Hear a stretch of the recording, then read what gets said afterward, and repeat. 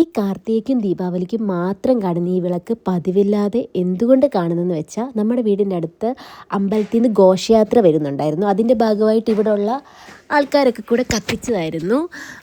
പിന്നെ പടക്കമൊക്കെ പൊട്ടിച്ചിട്ടുണ്ടായിരുന്നു. ഞാൻ ഓർത്ത് സായു ഭയങ്കരമായിട്ട് പേടിക്കുന്നു, പക്ഷെ അവൻ അതൊക്കെ കണ്ട് ഭയങ്കര എൻജോയ് ചെയ്ത് നിൽക്കുകയായിരുന്നു. ഈ പൂത്തിരിയൊക്കെ ഉണ്ടായിരുന്നു. ഇതിനെന്താ പറയുന്നതെന്ന് എനിക്കറിയത്തില്ല. പിന്നെ ഇതാട്ടോ ഘോഷയാത്ര. അതിൻ്റെ ആദ്യം എടുക്കാൻ ഞാൻ മറന്നു. ആദ്യം കുറേ താലപ്പൊലിയൊക്കെ ആയിരുന്നു. വണ്ടിയിൽ ഇങ്ങനെ ദേവിയുടെ വിഗ്രഹമല്ല, ദേവിയുടെ ഫോട്ടോ ഇങ്ങനെ വെച്ചുകൊണ്ട് വരുന്നുണ്ടായിരുന്നു. അപ്പം എല്ലാവരും ഇങ്ങനെ കുരവയൊക്കെ ഇടുന്നുണ്ടായിരുന്നു. എന്തോ പഴയ ആ ഒരു രീതിയിലോട്ടൊക്കെ പോയ പോലെ. ഇപ്പം ഇങ്ങനെയൊക്കെ കുരവീടലൊന്നും അധികം കാണാറില്ലല്ലോ എവിടെയും. പിന്നെ ഇതിലാട്ടോ ആ ദേവിയുടെ ആ ഒരു ഫോട്ടോ വെച്ചിട്ട് പോയി. ഇതായിരുന്നു ഫ്രണ്ടിൽ അവരെല്ലാവരും വിളക്കൊക്കെ കത്തിച്ചിട്ടുണ്ടായിരുന്നു. പിന്നെ നമ്മൾ നേരം അവിടെ നിന്നിട്ട് നമ്മൾ ജസ്റ്റ് ടൗണിലേക്കൊന്ന് പോയായിരുന്നു. ഷാനുവിന് എന്തോ ആവശ്യം ഉണ്ടായിരുന്നു, അപ്പം നമ്മളെയും കൂടെ കൂട്ടിക്കൊണ്ട് പോയായിരുന്നു. ജസ്റ്റ് എന്തെങ്കിലുമൊക്കെ ഒന്ന് വെള്ളമൊക്കെ കുടിക്കാമെന്ന് വിചാരിച്ചു.